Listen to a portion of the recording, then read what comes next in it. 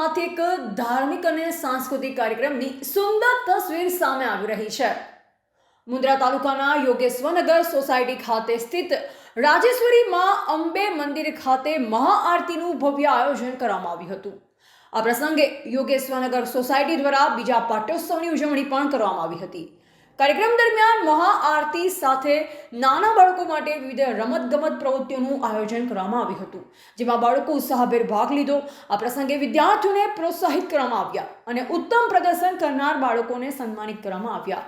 સોસાયટીના પ્રમુખ શ્રી વાલજીભાઈ ગઢવી, ઉપપ્રમુખ શ્રી વિજયભાઈ પંપાણિયા તેમજ સમગ્ર ટીમ દ્વારા કાર્યક્રમને સફળ બનાવવામાં મહત્વપૂર્ણ યોગદાન આપવામાં આવ્યું। આપણી ફરજ છે, જ્યારે આપણે અધિકાર માટે લડતા હોઈએ ત્યારે આપણે ફરજ નથી આવી। ફરજ એ અધિકાર કરતા ફરજ એ મહત્વનો ભાગ છે। તમે ફરજ ચૂકશો નહીં તો તમારો અધિકાર ઓટોમેટિક તમને મળી જશે।